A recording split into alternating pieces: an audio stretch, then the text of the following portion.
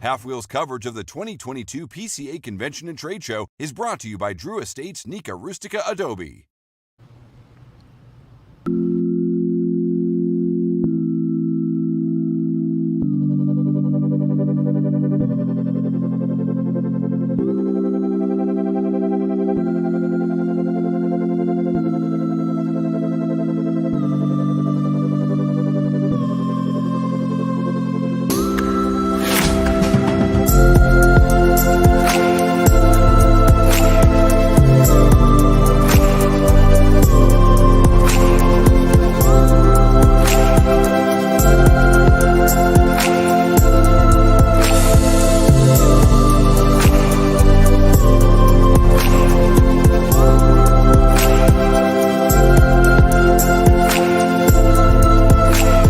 Half-Wheel's coverage of the 2022 PCA Convention and Trade Show is brought to you by Drew Estate's Nica Rustica Adobe.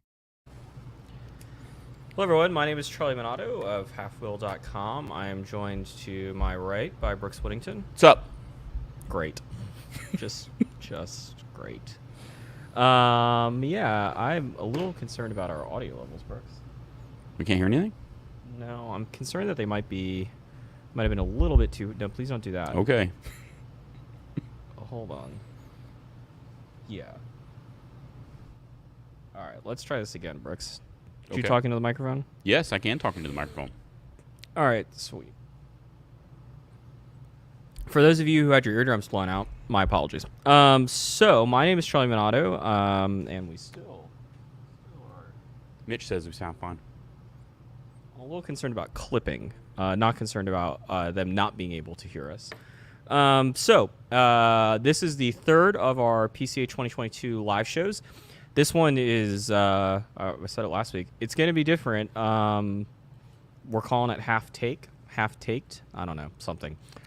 We're doing a debate show today, and Brooks is going to be on the side of not truth, and I'm going to be on the side of truth. But before we get into that, a reminder. There you see. We have one more show. It will be on Wednesday of next week at 1 p.m. Eastern Time, 12 p.m. Central.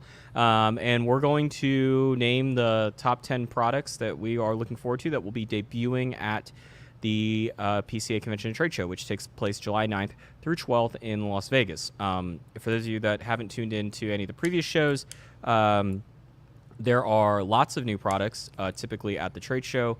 And... we traditionally do this show. Brooks, can I have your lighter? You may. So that is that. And as I take Brooks's lighter, Brooks, do you want to explain about some prizes? Right. So as has happened the previous 2 weeks, we are giving away, and Drew Estate is giving away, who's sponsoring the broadcast. Thank you, Drew Estate.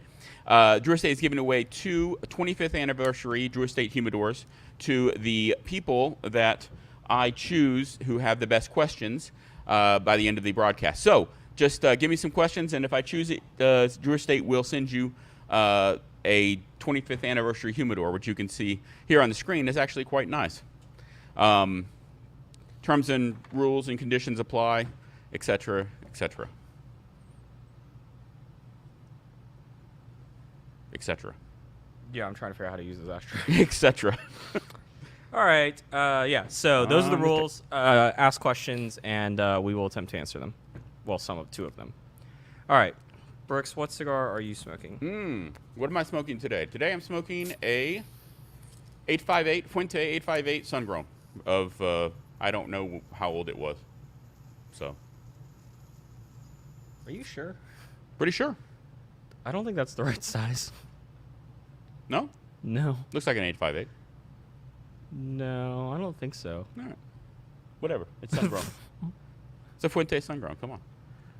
It's, if they had labels, it'd be helpful. Yeah, because it's not a Corona Gorda, right? Or close. It does look a little large for a Corona Gorda, but yeah. You know how it is with yeah, I don't think cigar sizes. I don't think that's an 858. All right. I could be mistaken on that. You could be, but I don't think it is. I'm gonna go with 858. So, what are you smoking there, Charlie? I'm smoking a 20 Acre Farm by Drew Estate. I I figured at some point one of us should smoke a Drew Estate product on. Hey, on I these smoked trade one. I smoked the on the broadcast. shows. Yeah.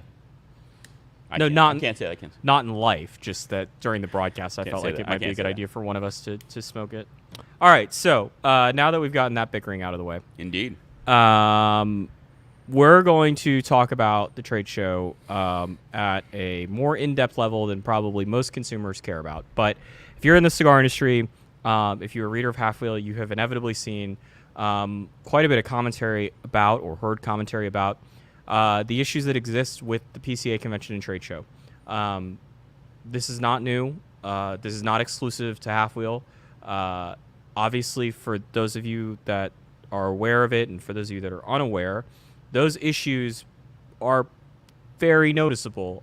So noticeable that in 2020, prior to the COVID pandemic really affecting things in the U.S. here, 4 of the 5 largest companies in the cigar industry, Altadis, Davidoff, Drew Estate, and General Cigar Company, decided in unison, although independent of one another, they were a group of them. They were negotiating and sort of having meetings with the PCA, the organization that runs this trade show, and they ultimately followed through on a threat that they had made to pull out of the trade show, to not participate in the trade show unless there were changes made to both the trade show and to the organization themselves. And that was a pretty clear sign that there were issues. Now, there are 3 sides to every story. And while I agree with a lot of the complaints that those 4 companies had regarding the trade show, I don't agree with all of them. And I'm sure that even amongst the 4 of them, they don't necessarily all agree with the exact points that each one had to make.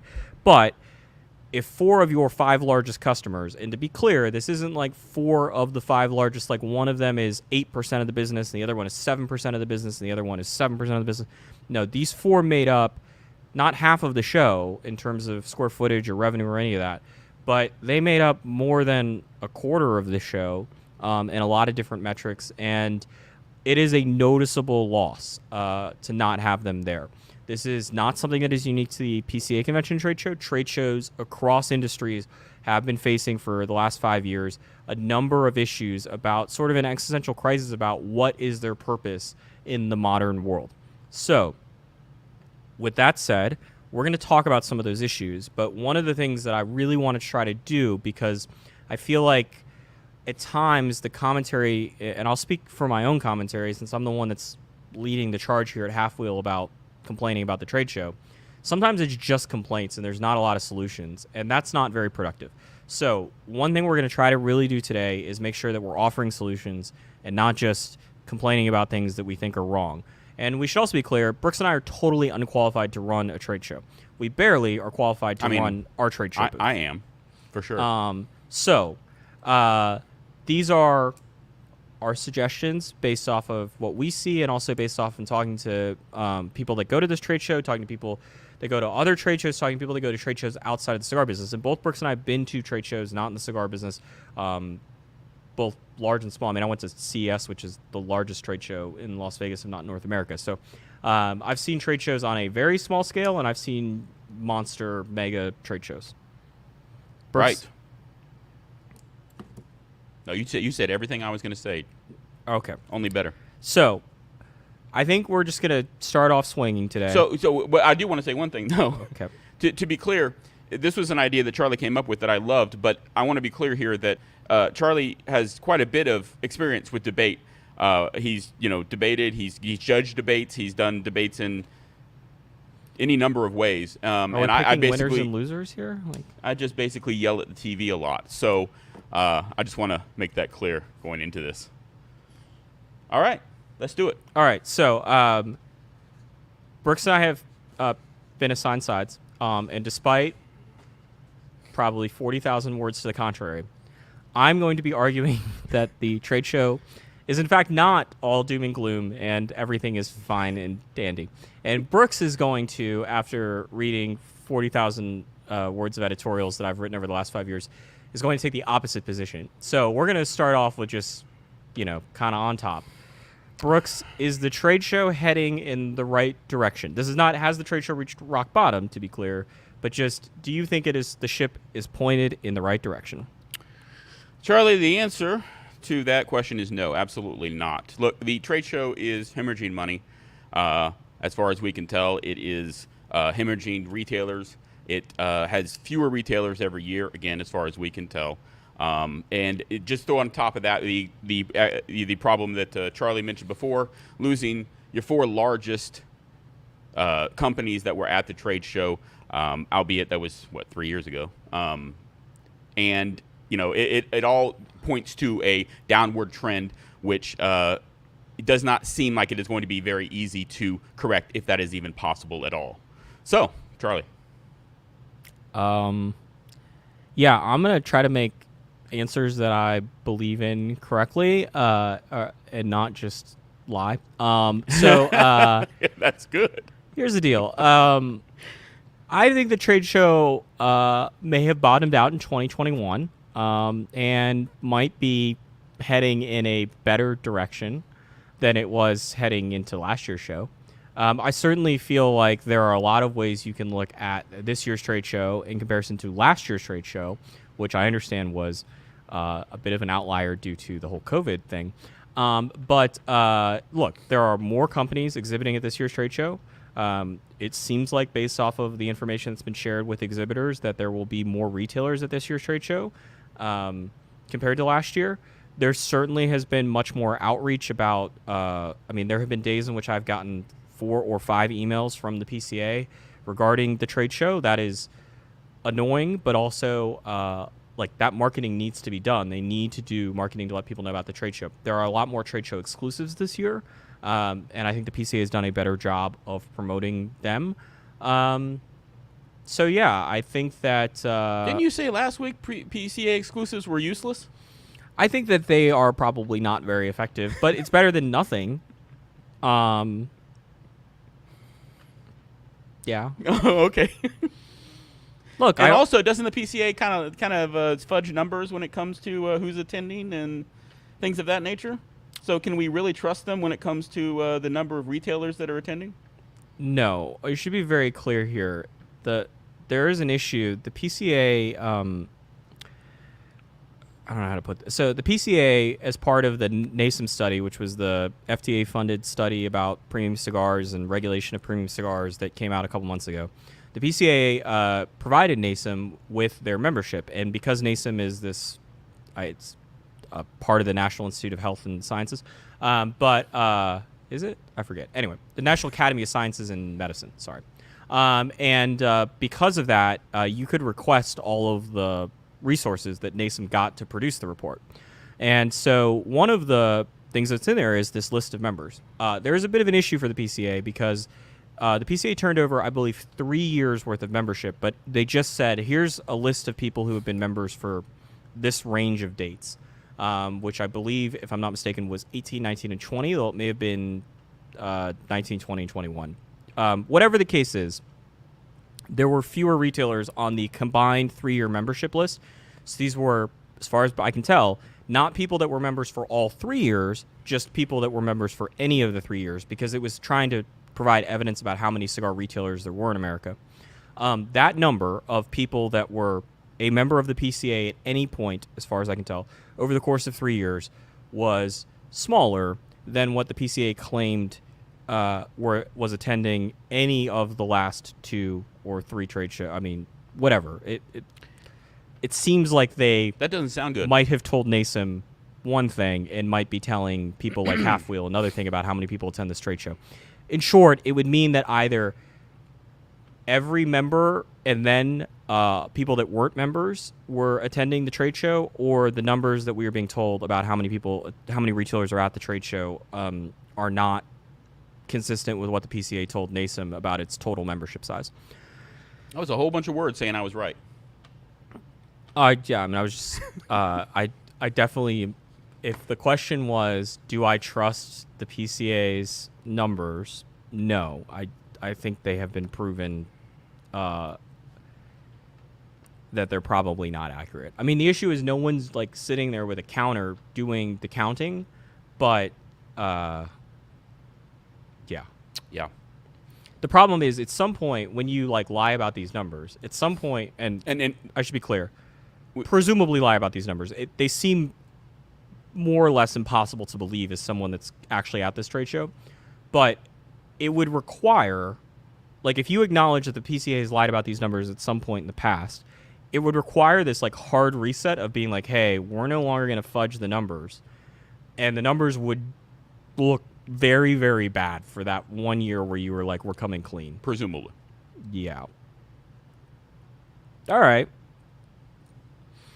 So, yeah, no, I think it's pointed in a better direction. Notice how I didn't say right. All right, Brooks. So we're going to address the exhibitors in a little bit more specificity, but I felt like it was worth asking, do you think the trade show is worth attending if you're a retailer? And do you think the trade show is worth attending if you're a media member? Do you think the trade show is worth attending if you're somebody like, say, Vrydeg or Cigar Rings, the people that make cigar bands, or Nick at N Solo, the people that make a lot of the more elaborate cigar packaging, so the supplier level. So do you think it's worth attending as a retailer, as a media member, or as a sort of supplier, somebody else that's an ancillary business to the cigar business but isn't a retailer or a manufacturer? Well, my job is to say no, so no, absolutely not. It's not worth it, and it's a pretty simple reason why, and that comes down to cost.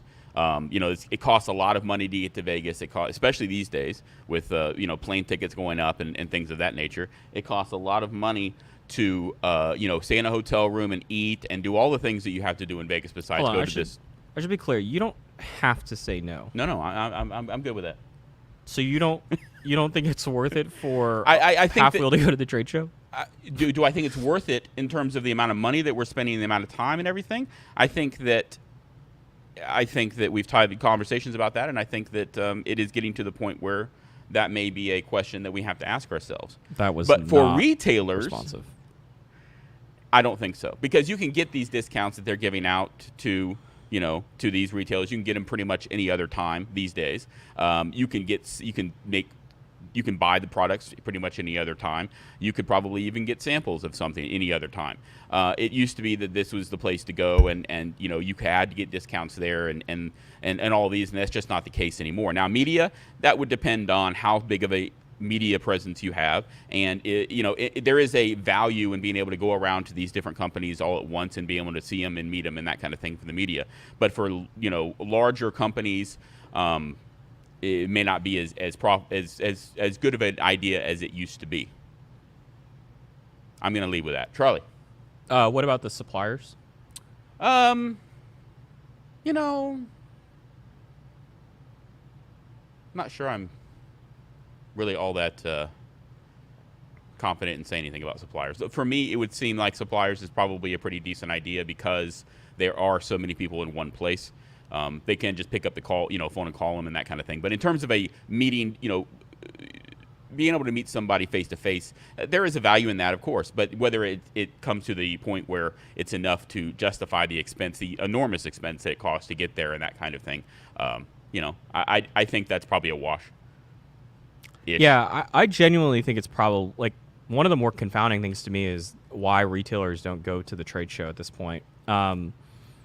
There are some specific instances that I'm aware of about why they've chosen not to in specific years, but I understand that you can get most of the discounts if you sit at home.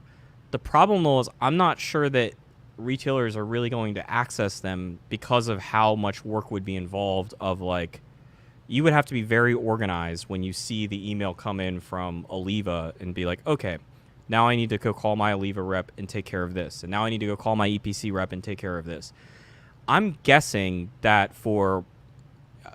if it takes $1,000 worth of plane tickets, which seems high, $1,000 worth of hotel rooms, which would mean you'd be staying at the Venetian for 3 nights, and then $1,000 of everything else, for $3,000 to send one person to the trade show for 3 days to place orders, I think you get your money back, and then some.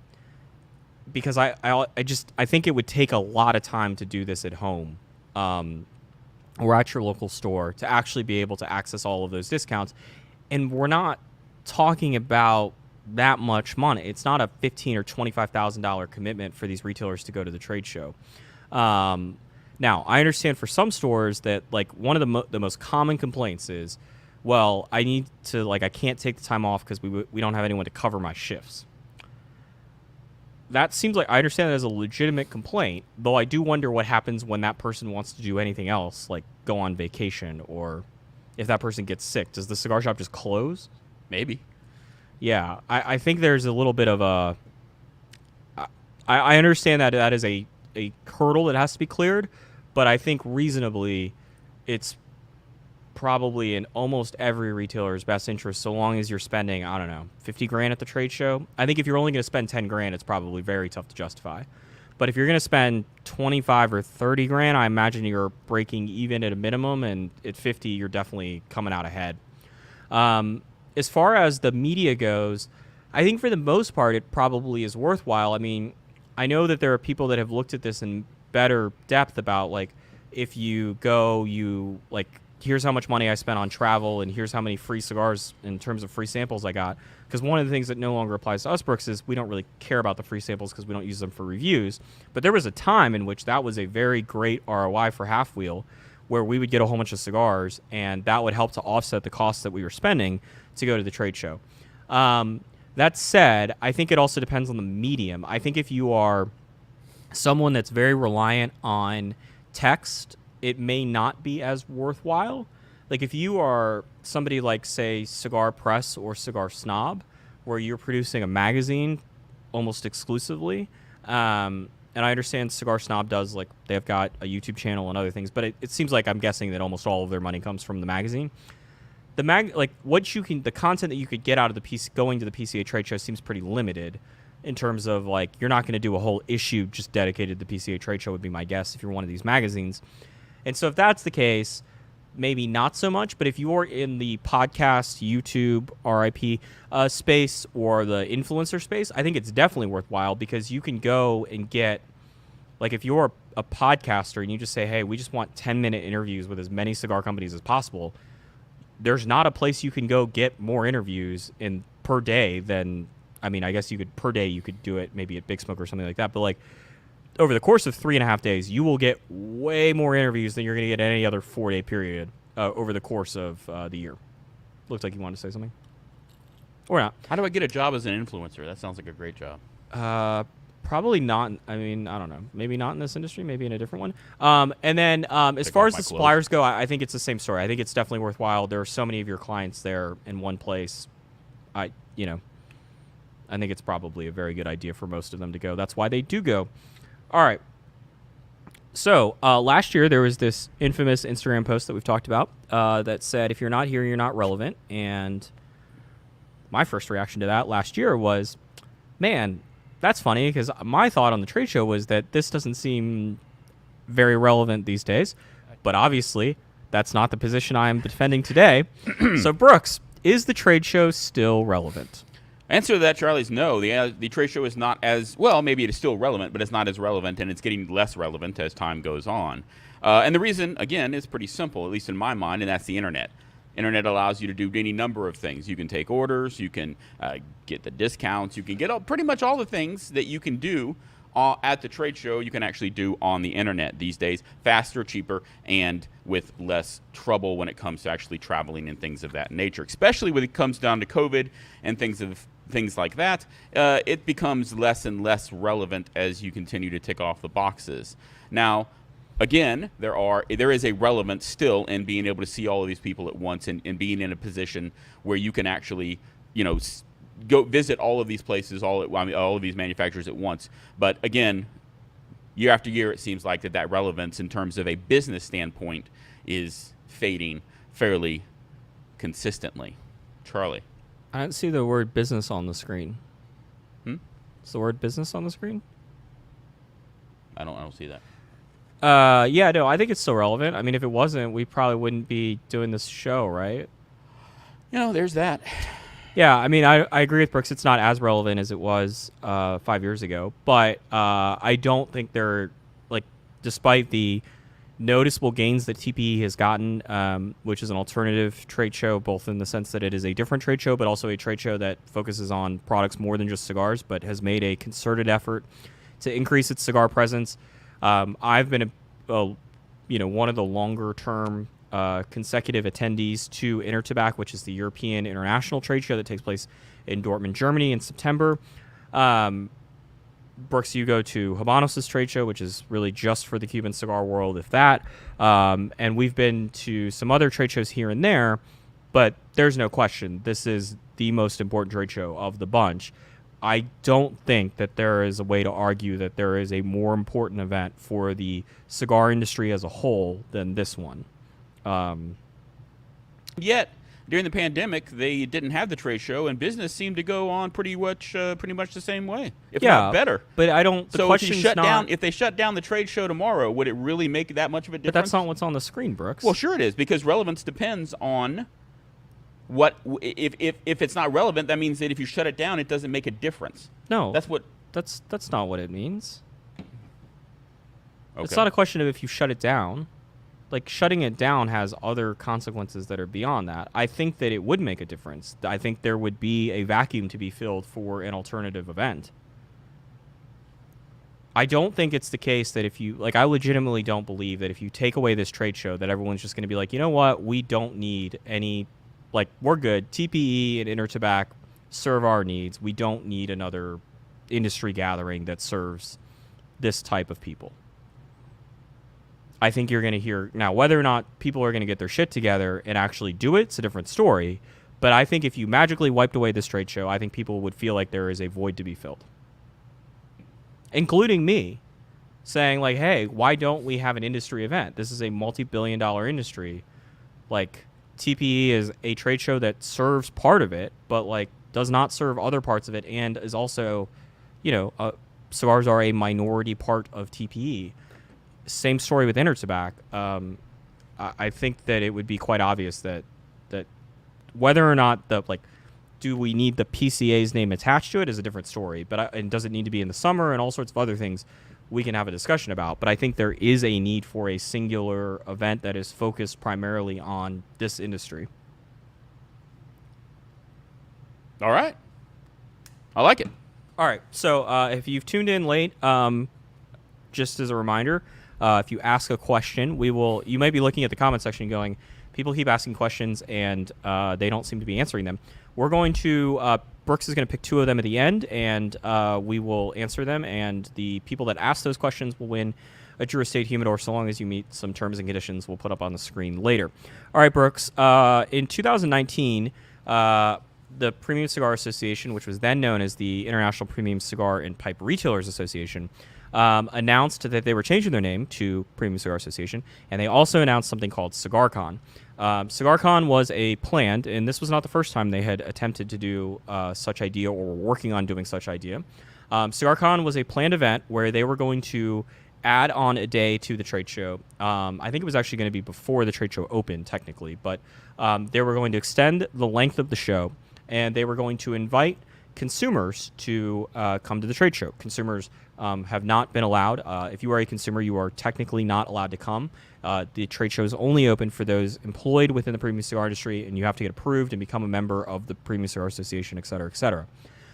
This event has not happened and is not scheduled to happen this year.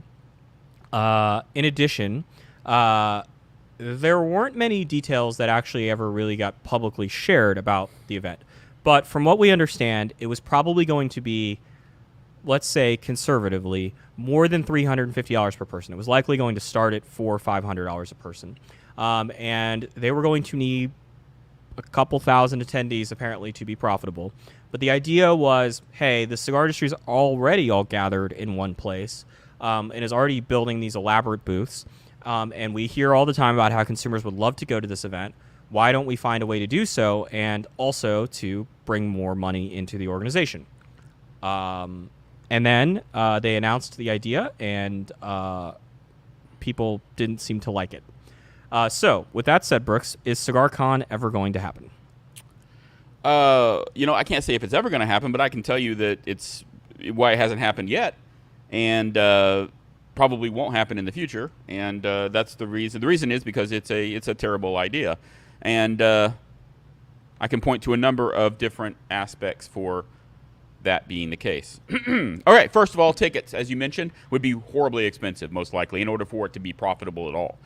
People would have to pay $350 to $500 to maybe even a little more in order to go to this thing. And then they'd have to pay for going to Vegas and things of that nature. Of course, it is Vegas, or wherever they have it. So there's that. When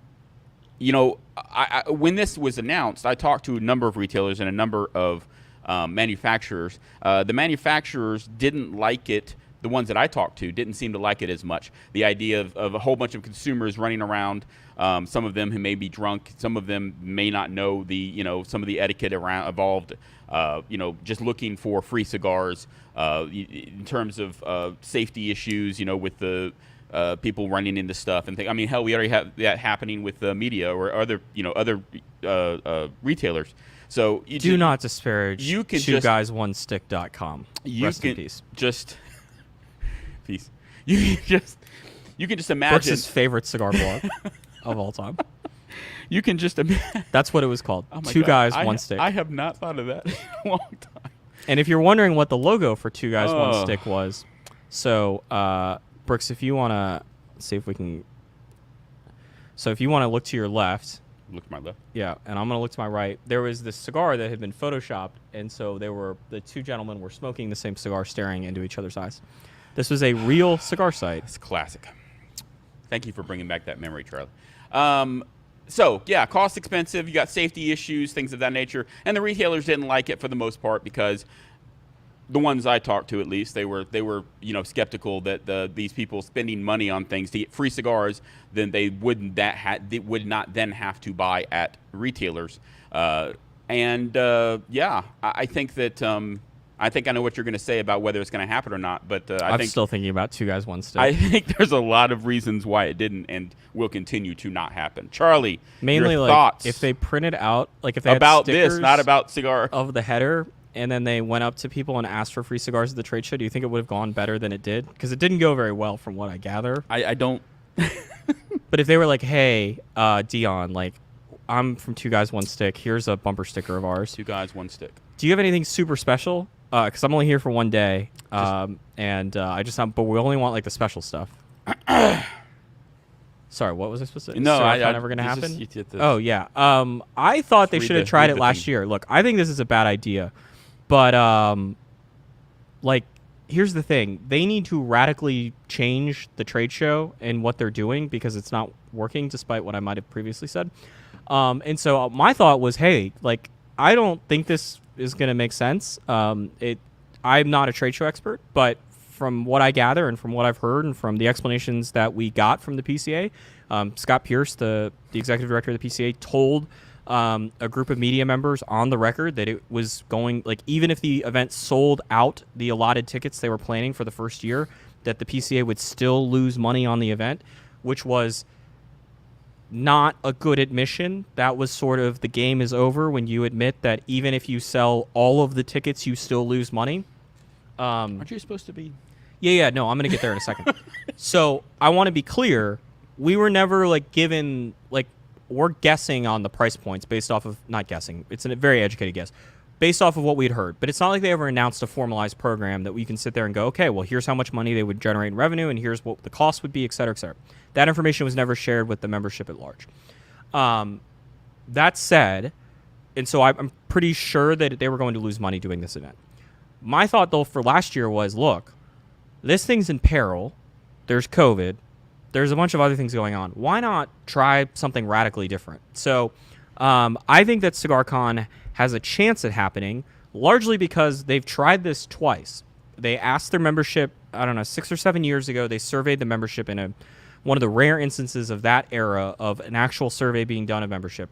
And pretty clearly, the membership told them that they did not want, the retailers told them they did not want to see a consumer event added to the trade show. That idea was shelved, and then it got reintroduced and re-emerged as Cigar Con in 2019, or technically in 18, but announced in 19. I think if the trade show moves away from Las Vegas, I think Cigar Con ability to be profitable dramatically increases from what I understand.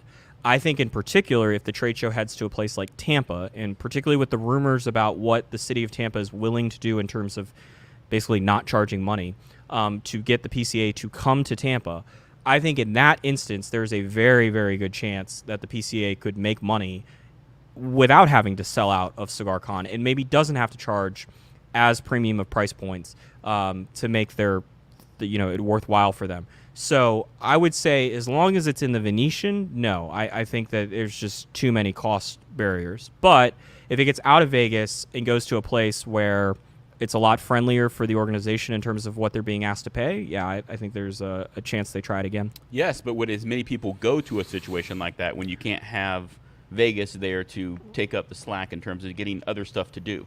One of the main draws I would think would be to go to Vegas. Okay, I can go to this thing in July. Who cares? You're not going outside anyway. There was one year I went outside 2 times during the entire week I was there. Not true. I was being facetious, but the point is that you don't go outside that often. You don't have to go outside. No, but my point with Vegas is that I think that from a personal standpoint, right? If I'm going to a Cigar Con and I think to myself, okay, you and I are never going to Cigar Con unless we have to go for work. We could do Cigar Con in your fucking office. We should totally do that. I'm thinking to myself, be like, hey, Brooks, you want an 858? Here you go. Look, I'm thinking to myself, hey, I can go to Vegas. Yeah, and I can go to all the shit that happens in Vegas. And do all this other stuff, and I go to Tampa. And I get that, but here's the problem with that. So J.C. Newman. Awesome place. So the problem with the whole Vegas thing in that regard, and I'd be curious to talk to Cigar Aficionado and the people that plan Big Smoke out, because talk to you. They obviously have done an event in Vegas, and they are now doing one in South Florida as well. But I would imagine one of the issues they have in Vegas is that it becomes prohibitively expensive. Like, yeah, there is so much more to do. You can gamble, you can go to shows, there's plenty of entertainment.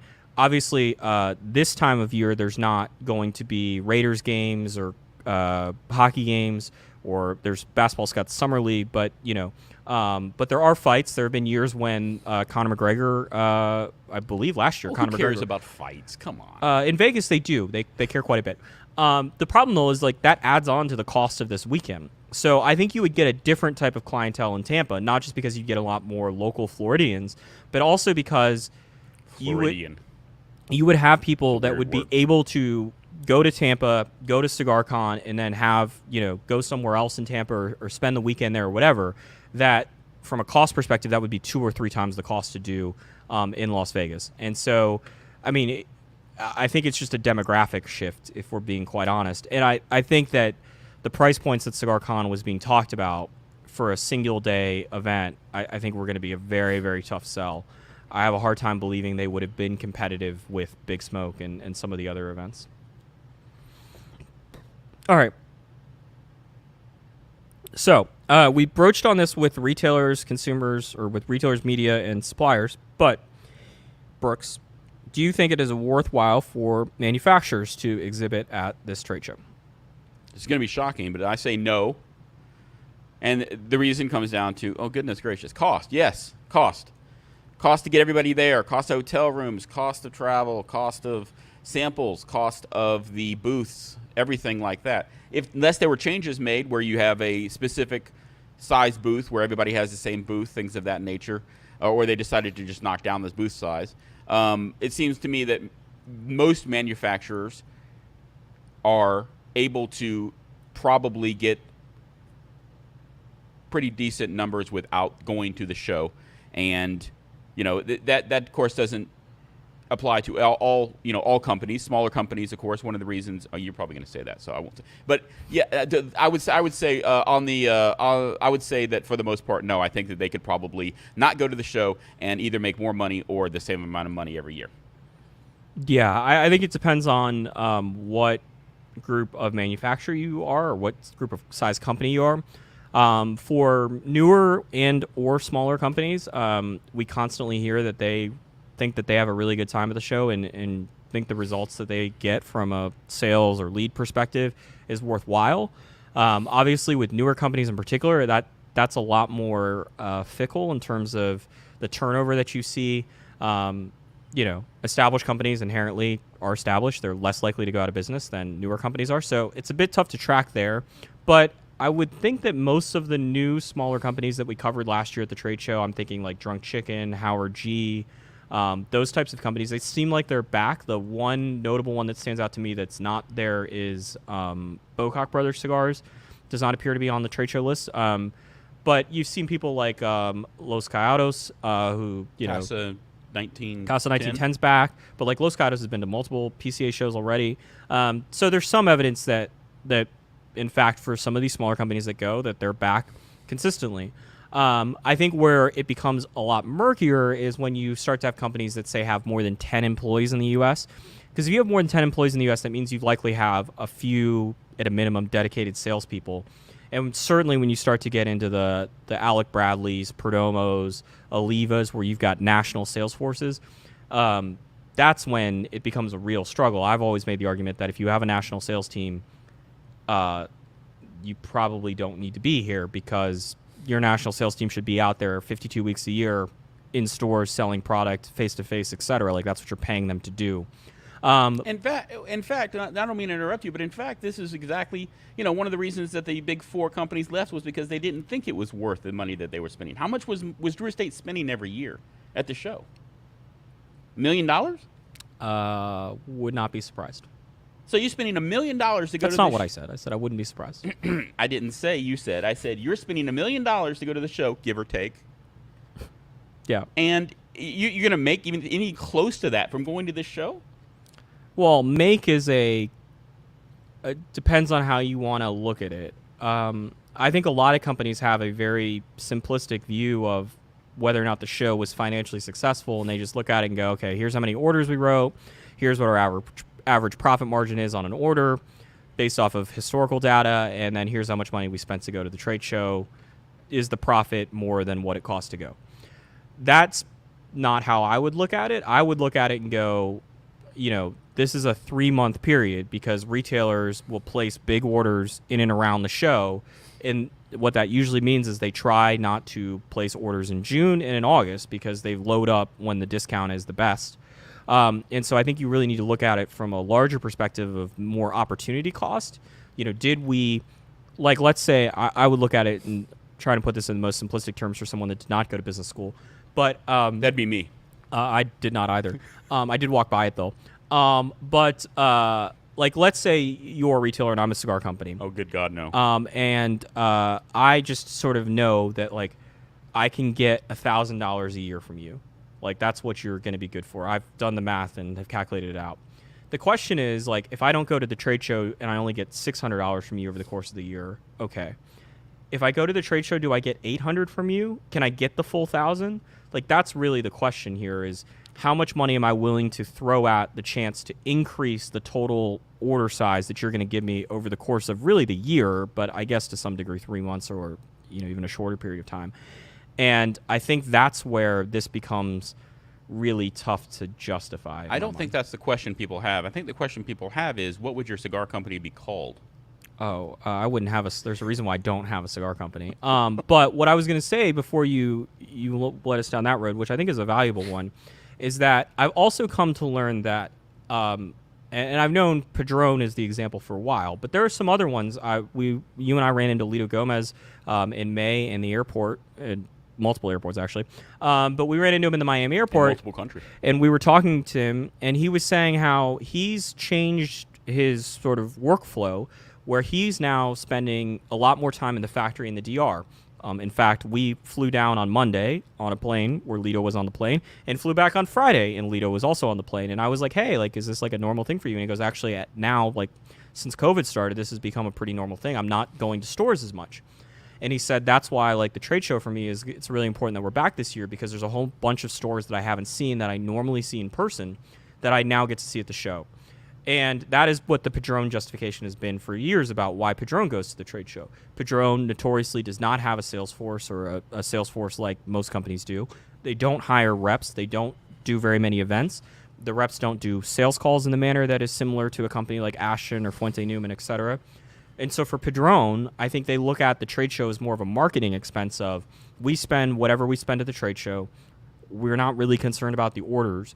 We're really concerned about how many retailers we can see and have FaceTime with, because otherwise we may not see them on a face-to-face basis throughout the year. I think if you look at it like that and say, okay, how much money is that worth to us? Is it worth $100,000? Is it worth $200,000? This is if you're Padron, not if you're a smaller company. If you're half-wheel, it's not worth $100,000, I can assure you. But if you look at it from that and say, look, I'm comfortable with spending $100,000 or $200,000 or $400,000. is to accomplish this face-to-face, how many meetings can we have? Where I'm not comfortable with is spending $500,000. I think if you do that, the ROI is a lot easier to understand. And one other thing, Les Mann, he and I were speaking earlier this week, and he mentioned to me, he said one of the things he really loves about the trade show is that he gets the buyer, the store owner, etc. He gets a one-on-one interaction with him for 30 minutes, or him or her, with no distractions. There's not somebody in the humidor that needs help. There's not a toilet that's clogged that they need to call the plumber for. I mean, there might be, but it's the guy or woman that's meeting with Les Mann, not their responsibility, most likely. And so Les said, I really enjoy that sort of isolated nature where I get guaranteed face-to-face time. And that's something I haven't really thought about because it's not something that's as important for us at Halfwheel. But I don't think very many companies look at the trade show from that sort of human interaction marketing perspective. I think they look at it much more from bottom line perspective, and that's where I think Brooks probably failed has an advantage. business school. Yeah. Did you attempt to go to business school? What's that? Did you attempt to go to business school? I just assumed I would fail. Oh, I was going to say It seemed like a good assumption. That on would my be part. that would be a good YouTube series for us. Probably so. Brooks tries to get an MBA. I try to use Excel. The wife is always like, "Let me show you how to use Excel," and I'm like, "I don't want to know how to use that program." All right, Brooks. This one's pretty straightforward. Should companies be introducing new products at the trade show? Should companies? So, imagine if your birthday is the same day as Christmas Day. Imagine that. How many presents you would get, assuming you're a kid or something, right? I don't get any presents anymore. That's I not buy true. my own presents. I get you. You did get me something. Thank you, Charlie, for getting me something. But I buy my own presents for the most part. Regardless, that's not the point here. The point is, I forgot the point. The point is that no, you shouldn't be. Look, You gonna finish the "If You're Jesus"? no, look. Why would you introduce the same products, new products, at the same time as everybody else? All right, it doesn't make any business sense to me. I'm not a businessman, but it seems to me that you should introduce products in a time when more people aren't introducing new products, right? So, imagine if all the game companies, released a whole bunch of games all at once. You'd only have so many people have so much money in order to, the spend the money, and you only have so much. So much attention, right? If you release a cigar in February or January, it gets a lot more attention on Halfwheel, just as a general thing, right? As opposed to now when there's, 20 friggin' stories going up a day now? Not 20, but yes. I mean, it doesn't make any sense. Release it in January. Today, I think there's been like 2. Or February. Yeah. March. I mean, the flip side of that, though, is like, if you're going to spend all this money to be at the trade show, you want people to come to your booth. New products are helpful. I think they're a bit overrated about how helpful they are, but that's what the PCA exclusives are for, Charlie. But wouldn't that be a new product? I mean, it doesn't have to be. It doesn't have to be. But if it's not, then there's a bit of a conundrum there. Mm-hmm. So my thought here is like I'm the one that's argued for many years that like why introduce new products when all of your competitors are also introducing new products. But by the same token, wait a second, but that's not what you said. Though. Yeah, no, but that's because I wouldn't go to the trade show. But by the same token, like if you're going to be at the trade show and you spent all the money that Brooks has been talking about and complaining about, a lot of money, then you should probably have new products. Okay. This question's not going to go at all the same as the last one. Should companies offer discounts at the trade show? Oh my goodness. I don't have any notes on that. The answer is yes.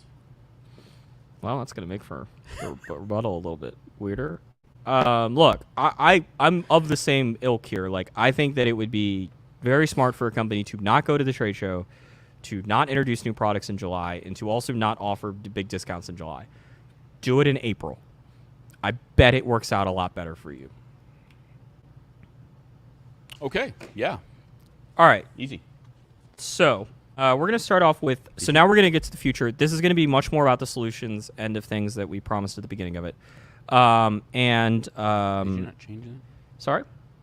Oh, future still spelled wrong. Look at that. So we're going to start off with a pretty easy question, which is that it is our understanding that there was a 5-year contract in Las Vegas. It's still not clear whether or not 2021 or 2020 counted towards that 5-year contract.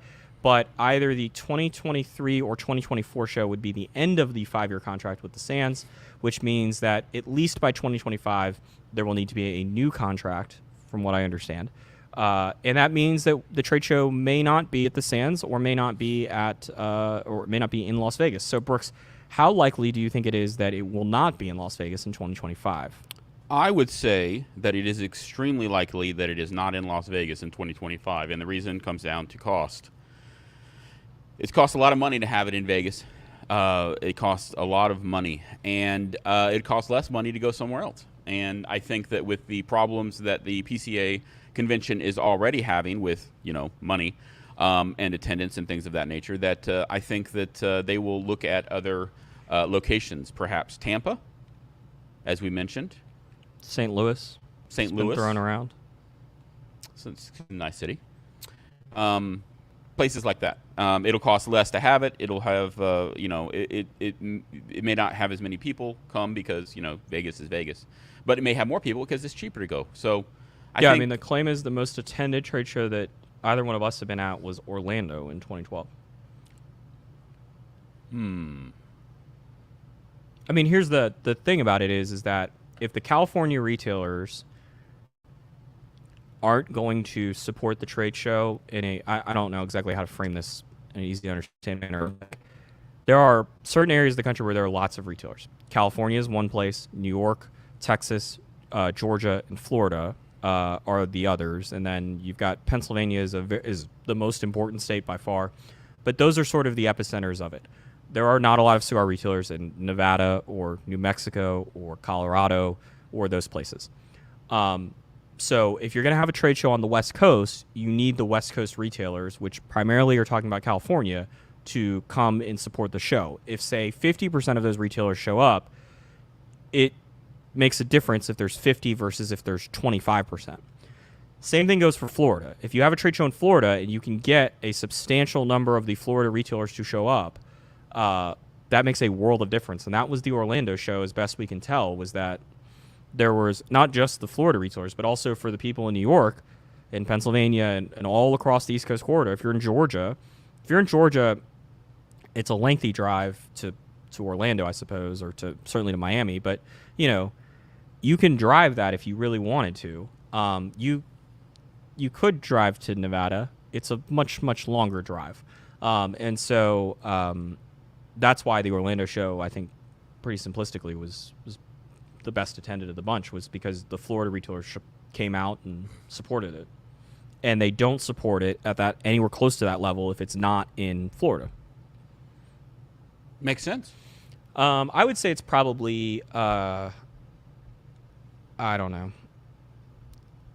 I think it's probably pretty even chances that it's in the Sands, that it's, I guess it could go back to the LVCC, but I think it's not the most likely scenario.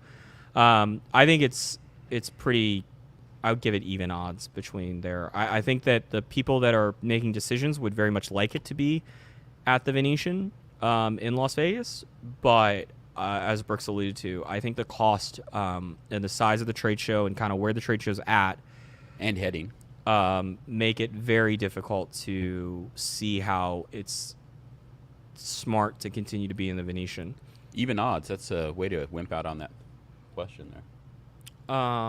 You just said very likely. All right. So now Brooks is going to talk for a really long time.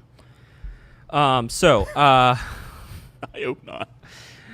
All right. So I'm going to try to provide some solutions that I think would be very helpful to quote unquote fixing the trade show. I want to be clear. I'm not a trade show expert, but I think that Brooks didn't mention this today, but one of the things that I mentioned yesterday during the walkthrough, one of the biggest problems with the trade show is that there are problems. People have pointed those problems out, and there just does not seem to be a ton of response to the pointing out of the problems.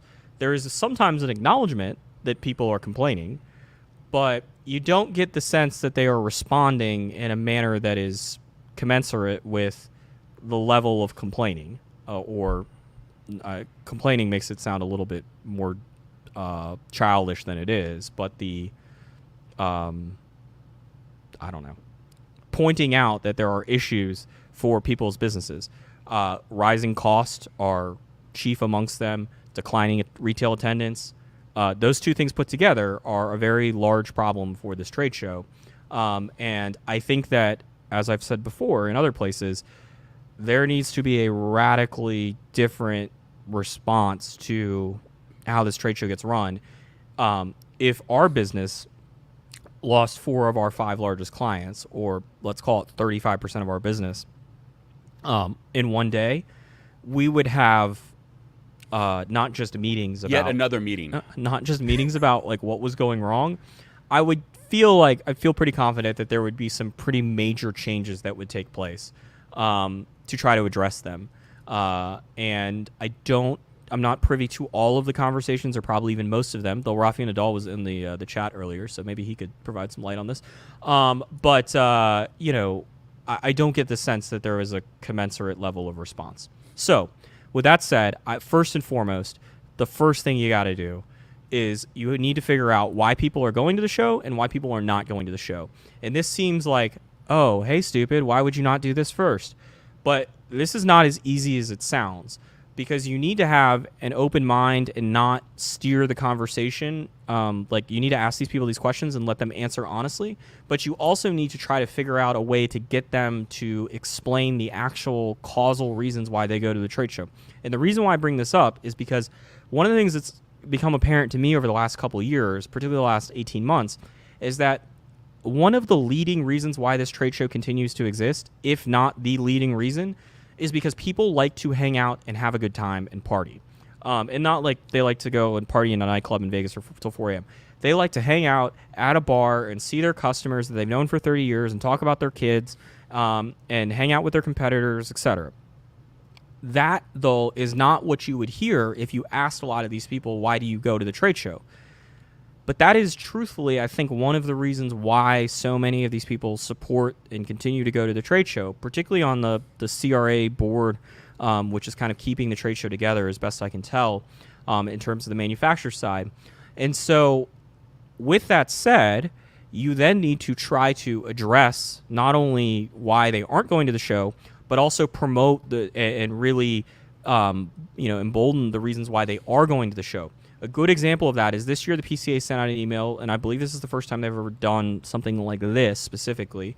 And they said, hey, we have 500 tickets to a nightclub for free for PCA attendees. Bring your badge, and if you're one of the first 500, you get in, and there's like 250 drink tickets as well. Bring your badge, and you get free nightclub admission and 1 free drink if you're amongst the first however many people. There are some people that are going to this trade show that will take them up on that offer. But most of the people that I seem to know at the trade show, and I don't mean to demean them, but like that's not the crowd. It's not a whole bunch of 20-somethings trying to look for Vegas nightclubs. It seems to be people that are more looking for a bar that's got plenty of ashtrays and plenty of seating, and where the music isn't too loud, where they can get good service, where they don't have to wait 25 minutes to get a drink. That seems to be what they're really after for kind of post-dinner entertainment. And so if I was the PCA, I would be trying to figure out how to build out that place. And they have made some attempts, but not ones that have ever really stuck, because they've usually been, okay, we have this lounge on the trade show floor that if you walk an extra 15 minutes to, you can go back there and just hang out with just the people that are there. I would say they would really be smart if they looked into trying to have a place within the casino that was maybe not exclusively for PCA members, but where the PCA worked with whoever the casino is to try to get more services and more ashtrays and things like that. So that way they're better equipped to handle, the PCA attendees. Go ahead. So should they just reinvent it completely? Hey, let's do a cigar and talk fest and be done with it. Oh, that's later. Oh, that's on one of the next slides. Now you tell me. So, and on the flip side, I'm a bit mystified as to why the retail attendance has been steadily declining at the rate that I think it probably has been. And I know that there were issues in 2010 with the New York tax rate. I know there were issues in 2016 maybe with the California tax increase that took place. that meant a whole bunch of California retailers all of a sudden were not incentivized to go to the trade show because their tax rates had jumped up and they really needed to buy everything before the show even started. Like, I'm aware of those issues, but that doesn't explain why every year it seems like the retail attendance is declining. And I suspect there are many reasons, but the PCA needs to figure out why that is the case and then try to put programs together to address them. And maybe they have. I don't know what those would be, if I'm being honest. Wouldn't you heard about that, though? Yeah, I mean, I just don't, like, when I look at the PCA's marketing about... Why haven't they sent out a questionnaire? Why aren't you going to the show? Why haven't you come to the show? Why do you go to the show? Why? What do you like best about the show? They could be doing that, in fairness. I've not heard of that happening, and certainly not at the level that I think it probably needs to be. Hire a marketing firm to actually do this. I mean, they're already losing money. It might as well, go out in a blaze of glory. Okay. Number 2, less emphasis on sales. They need to, as Brooks was alluding to a second ago, the trade show concept in its entirety needs to be blown up. If the trade show continues to be looked at as this is a place where I go to get discounts, this is never going to work for all the reasons Brooks has mentioned consistently, which is that you don't need to fly your sales team to Las Vegas, spend all this money to put up a temporary office, essentially, to then host your clients that you already have, offer them further discounts to get them to come. It's never going to make sense. So what instead they need to do, I don't know if the next thing is... no, the next thing will address some of this. So instead what they need to do is to still have sales, kind of like what Intertabac and TPE do, where, like, yeah, you can still place an order if you want. And some of those trade shows, there's new product, and some people offer discounts and some people don't. But it needs to be looked at as this is the cigar industry event. This is where the business gathers, like, once a year, and not a place where you just go to get discounts. Because as long as it is looked at as the sales aisle, it's dead in the water. And that's going to be very tough to do, because when you start telling retailers that, hey, like, we're reinventing the trade show and it's going to be less about you saving money, they are going to be apprehensive to that. And so what you need to do is give them reasons as to why they should be there that are unrelated to sales. Like free alcohol? Like free alcohol. So I would start by saying every idea needs to be looked at as is this better to be done in person? Like, is there an inherent advantage to doing this in person? And there are some that seem like they are pretty low-hanging fruit. The first one, which I've been talking about for a few years now, is there should be a cigar industry state of the union, or whatever you want to call it. And it should not just be led by the PCA. You have the head of the PCA there. You have the head of the CRA there. You have the head of the CAA there, I would imagine most years, although it depends on who it is. But, for many years, that person is there. And I'm sure if you explain to them, hey, we'd like you to be here so you could sit on this panel and whatnot, that they would come. You also have the people that are the heads of the various associations on the countryside level, or the country level. So you've got the head of Pro Cigar that comes to this trade show. You've got the Puro Sabor, which is the Nicaraguan, Pro Cigar is the Dominican Cigar Manufacturers Association, or the prominent one. There's also a secondary one now as well, or secondary festivals. But I imagine those people are there as well. You've got Puro Sabor, the Nicaraguan A&T, that's the Nicaraguan Manufacturers Association. The Honduran manufacturers, with, I guess, the exception of the Big Four, are also there. You should put all of those people on a panel and put them physically in a room with a table in front of them and give them a microphone and give them 5 or 10 minutes to talk and be like, hey, look, here's how we think the last year's gone from my perspective as the head of the PCA or as the head of Pro Cigar. Here are the issues that we are facing, and here's what we're trying to do about them. And here are some, like, lingering questions that we have that we're hoping to, try to better respond to. And then after those 8 or 9 people are done speaking, you should then have an open Q&A where anyone can ask any of those people questions about the major issues that are going on and the major, programs, essentially, that the cigar industry's leadership is trying to do. You should do a similar thing, and I understand they do a little bit of a better job with this on the retail level, but you should put the head of the PCA, the head of the TAA, the head of some of these larger local retailer associations. They should get on a panel, and they should have not something where they sit there and try to explain things, but they should just be there to answer questions and try to help provide guidance. Similarly, You should put the people that are involved in the cigar industry's lawsuit on a panel and not do what you've previously done, where they just try to explain things with a PowerPoint like we're doing. Instead, you should be like, hey, look, that's Michael Edney. He's the lead attorney here. Here are some other people that are heavily involved with this lawsuit. You got questions about the lawsuit. You got questions about what the impacts of the lawsuit are on your business. Here's a microphone. Ask them, because we're paying these people lots of money, and most of the time they're already in Las Vegas. In addition, on the manufacturer side, one of the things that the PCA should be doing, in my opinion, is they should be doing training for the sales teams. Hold on. Yes. It's inconceivable. We talked about this at the walkthrough. It's inconceivable to me that they don't already do a State of the Union address, something of that nature. They do like a PCA specific one. Look, I go to Habanos Festival every year that there has been. No, but I want to be clear. They do what we're about to talk about. And they do that, but they also take questions. They also do things of that nature. They do that. And I think that, as you said, I think that it needs to be, a more involved situation. That's exactly what I was going to say. But I want to be clear. The PCA I just want that, to agree with you. That's all I'm saying. Okay, but the PCA has that breakfast where they do some of this. They just don't have. It's not a cigar industry State of the Union. It's the PCA State of the Union, and that is important. And the PCA should continue to do that, because it should let its membership know, like, we shouldn't be guessing about whether or not the PCA is making money, or how much money it's making, or how many members it has, or is membership increasing or decreasing. All those things, I'm guessing, legally probably need to be disclosed. They should be disclosed in a very public manner.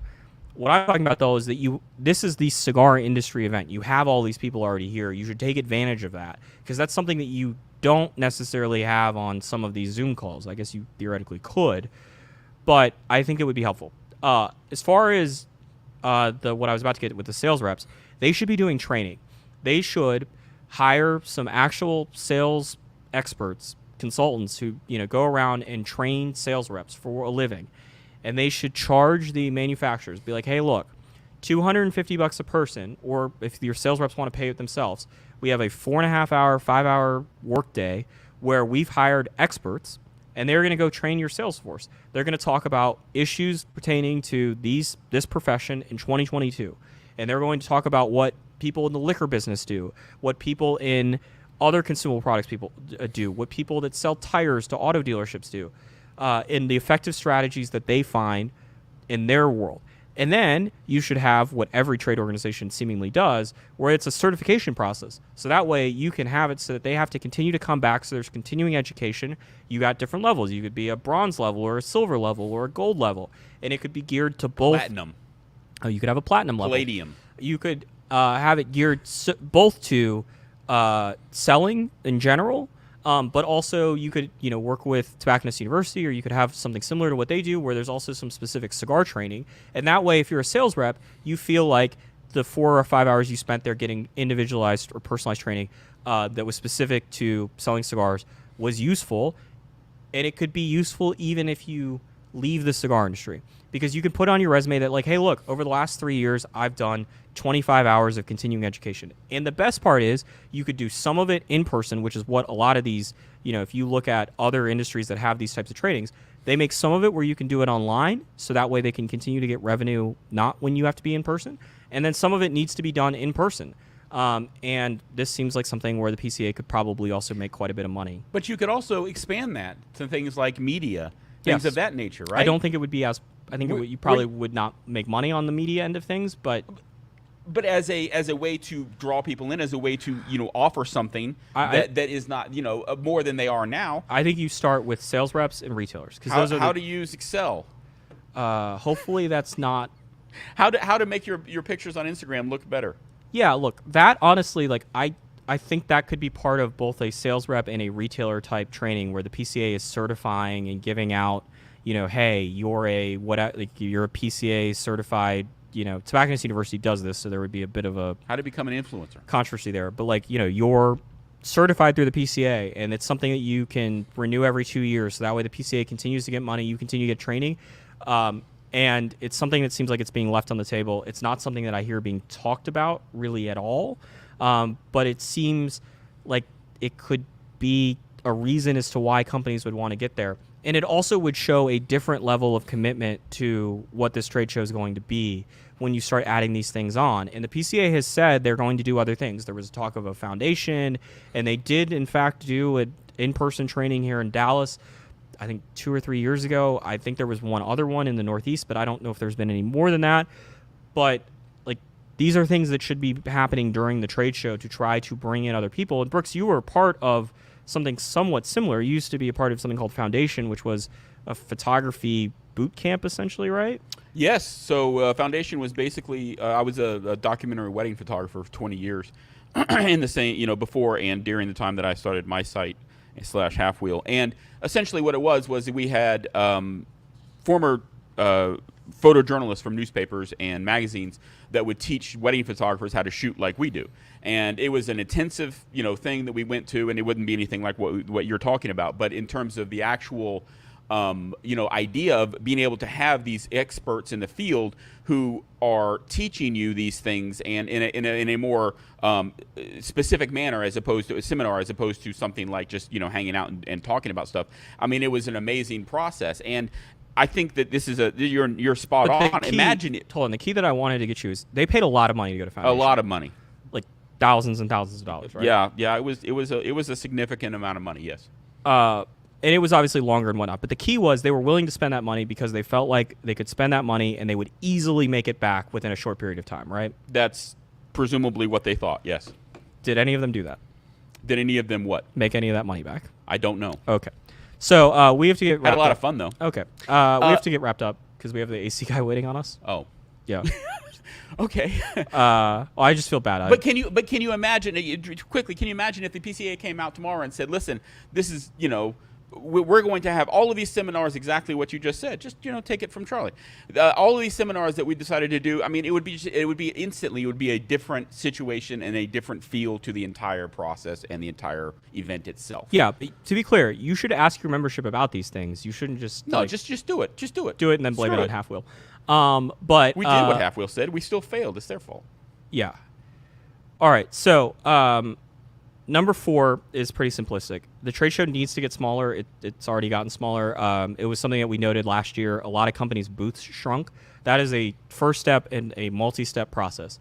The PCA, despite the increased cost, one thing that a lot of people don't understand, I think particularly the retailers, if you're a consumer, you've probably already tuned out at this point. But if you're a retailer, one thing you probably don't understand is that if a company spends $100,000 to go to the trade show, the PCA sees very little of that money. That $100,000, a lot of it goes to American Airlines, a lot of it goes to the Venetian Sands, a lot of it goes to a company called Shepherd, who is kind of the one that deals with everything that you see inside the trade show, whether that's carpeting or whether that's the actual trade show booths or even moving the booths inside.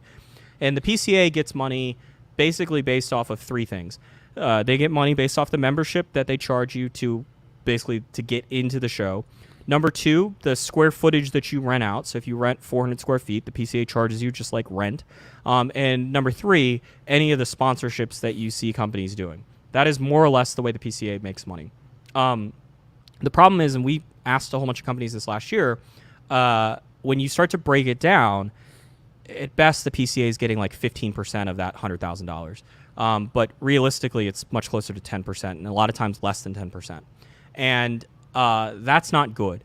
The PCA also has been charging. It was a strategy that they employed before Brooks and I started writing about cigars. They made a deliberate decision to undervalue their square footage, the space that they were selling, in an effort to try to get more companies to exhibit at the show. And that might have been successful in achieving the more companies came, but what that means is that their rent, basically, that they are charging is well below market value for trade shows. And I imagine particularly for trade shows that are hosted at a place as expensive as the Venetian Sands. The PCA has increased it slowly, but because of how undervalued it was to begin with, that has been a slow process. They ultimately need to tell the manufacturers, look, we need to get the show shrunk for a number of reasons, but primarily because we need to increase the amount of money that we get from you versus what you give to other people. And the best way to do that without it costing you a lot more money is to just make the show smaller, make the booth smaller, and that way we can retain more of it and less of it goes to people like Shepherd and UPS and things like that. And I think that I suspect that when the trade show contract gets renewed or there's a new one, you will see some of this take place because if you were at last year's trade show and had been to a trade show previously, you could very easily tell that it was a lot smaller. And this year's is seemingly more or less going to be the same as 2021. All right. Finally, one thing that I think, if I have any points that I think are sort of regardless of, if I have two good ideas amongst the five, I guess. The number one, the figure out why people are coming and why they aren't coming. And number five are the two best ideas, which is that you have to look at the trade show as a product. You have to look at it as, hey, 4 of our 5 largest clients all of a sudden decided they were no longer interested in this product or this service that we were offering. And a whole bunch of our other clients are complaining about the product. And the retailers don't seem to be buying the product as much. It has to be looked at beyond just hey, people support the PCA because the PCA funds legislative efforts. That's not a big enough selling point. And there's also some questions, as I just mentioned, about that sort of how much money does the PCA actually get of what's spent. Very little of it goes to the PCA, which means inherently very little of it goes to funding the legislative efforts that the PCA says as to why you should come to the trade show, or one of the reasons why you should do it. I'm not discounting that there isn't some good at the end of the tunnel here. It's just not a compelling reason. You need to make it so the trade show is successful regardless of whether or not the profits of the trade show are funding the fight for the legislative effort. It needs to be able to stand alone. And I think if you accept that we have to justify everything we do based off of is this a good product or a good service or is this a bad product or bad service, I think it will lead to a realization that this has to be blown up. Because it seems like when you ask people to defend the PCA, other than the charade I was doing for the first 30 minutes of this, a lot of times it's because of the legislative efforts. And it's the math doesn't check out there. And also, that wasn't a good enough hook to keep Altadas Davidoff, Drew Estate General, and a whole bunch of other people engaged. So you got to find a better hook. And I think that if you look at it as this is a product that we're selling, I think that you will come up with a lot better ideas. All right, Brooks. Q&A time. Love it. All right. I feel like I should have picked the questions and you should have answered them. Okay. How much I've spoken. But, okay, put them up. Is the one about if you're going to buy I like it when you speak. It's super expensive Pokemon card going to be on here? The Illustrator card, yeah. I'd love to buy one. How much is it? About $1 million. Okay. We'll let you know, Will, if that happens. Can you buy that for me? You said you buy Drew tickets. Estate actually saved $1 million. They could buy it for me. Allegedly. So, first question. Eric V. What must the PCA do to ensure the longevity of the trade show, which is less relevant than the last part? Or is it inevitable that the show will eventually come to an end? Is it inevitable, Charlie, that the show will come to an end? Didn't we do a whole episode on the first part of yes. this? Okay. Is it inevitable the show's going to come to an end? You only get half the humidor, Eric. Probably. Yeah, I don't think the trade shows... eventually, right? When, the world collapses and everything. Yeah, like that. I don't think it's going to the metaverse. I think trade shows are dying breed. I think that they're going to struggle to stay relevant in general, not just the PCA. I use examples like Basel World and SEMA as other trade shows and other industries that are entering the same issues. I suspect at some point that there's going to be a group of retailers that, there are going to be retailers where I'm going to be older than all of them at some point if I live long enough. And when those people are the ones that are controlling the business, when the people that are born in the 1980s and 90s and 2000s are the ones that are the people that are making decisions and controlling the sales, then I think they will find a lot less value in this than the previous generation. Because they're just so much more accustomed to the internet, and I think it will be a lot more challenging to explain to them why they need to do it. All right. And now, Shyam? Sorry. Shyam says, what does the PCA bring to the cigar industry that Intertabac, TPE, and the cigar festivals don't bring? What sets it apart? Well, I think that the number... At this moment. Yeah, so the number of exhibitors is certainly... That's different. As far as the cigar industry, we should be clear. Intertabac is a larger trade show than the PCA show, physically and attendance-wise, etc. But cigars are a small part of it. That is in large part due to the e-cigarette side of things. So as far as that, the PCA has more premium cigar companies, with booths than I think any of the rest of these shows do. And the other thing is that because it's a primarily premium cigar focused show, the feel is just a lot different. And yeah, I mean, like I said, I think that the idea that the entire cigar, I mean, you can't say it now, but in 2019, you could make a case that, like, pretty much the entire U.S. cigar industry, particularly on the sales manufacturing side, is in Las Vegas at one time. That is not the case for Intertabac and not the case for TPE either, though both have made incredible gains at the number of attendees, but it's still, there's a monumental gap between that, particularly on the smaller brand sides for both of them. As far as the cigar festivals go, I mean, they're not, they have consumers. It's a much different event. It's not a sales event, et cetera, et cetera. But I think the bottom line is that I think that, the PCA can make changes, but some of them almost immediately, to make the show more